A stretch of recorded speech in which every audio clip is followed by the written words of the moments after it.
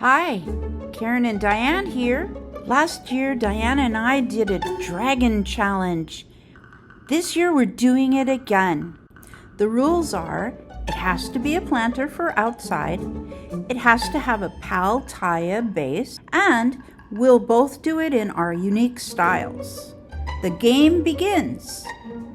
Diane started her dragon and slowly built up the shape with aluminum foil. She recycled a flower pot and the dragon guards it. Dragon's ready for Pal Tiya.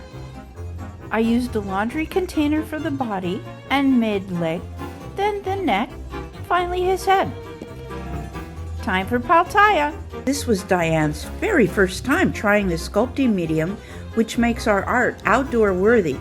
The foil has lots of surface area for Pal Tiya to stick to.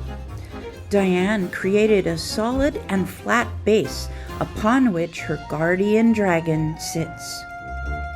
Meanwhile, I'm adding Pal Tiya from bottom to top. I gave him a crooked smile, then I added the eyes. Aww.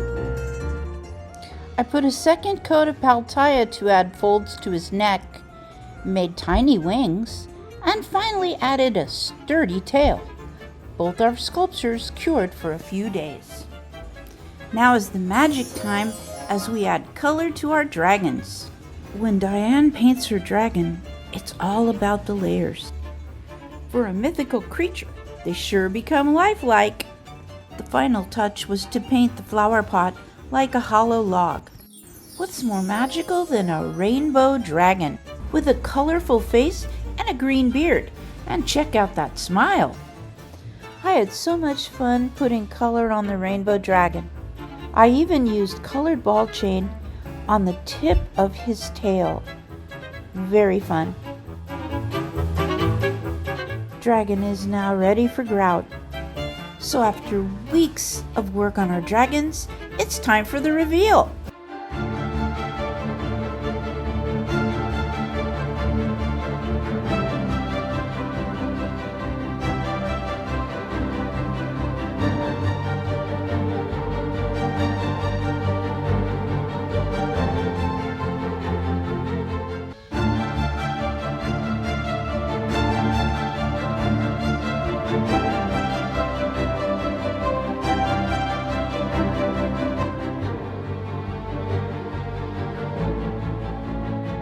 I hope you enjoyed our dragon planters, and maybe you wonder, can I own one? Well, we're auctioning the dragons.